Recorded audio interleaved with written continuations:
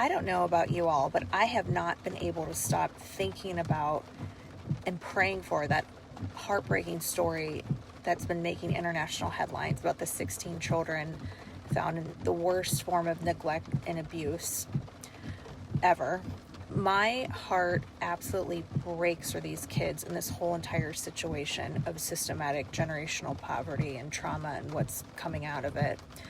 And one of the details that really stayed with me is what's been publicly reported about how the woman, the wife, became isolated from her family at the very young age of 15.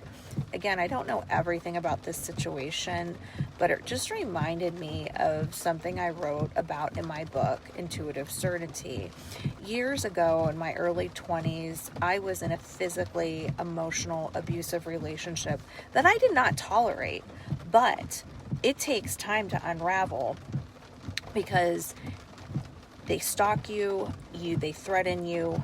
Until they do something, can you go to the cops? And that is something I do write about extensively in my book.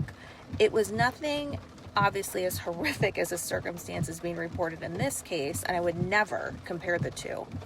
But the one pattern for all you ladies out there to look for in an abuser is that they will verbally abuse you on top of isolating you, okay?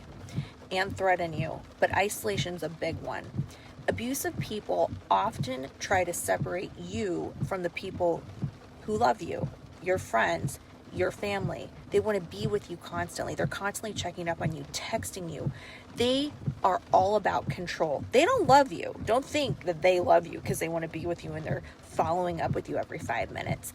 They want to fully control you, control where you go, tell you where to go, guilt you, who you see, when you're on your phone, when you're on social media. And like in that case, you know, her husband said no one's allowed to post about her on social media or, you know, try to come look for them or know where they live. That's why they move constantly, right? To be unidentified and be unable to be found. So no one could see what they were doing behind the scenes. There is nothing to hide in this life. And until you begin to question yourself instead of them, then your intuition will be telling you that something's off. Don't ignore it. Tell people you trust if any of these things are going on in your life, in a relationship that you're in right now. Keep a record of what's happening. Ask for help. We have so many, even nonprofit services to help with these issues of red flags on abuse. Google them. Isolation is one of the biggest ones.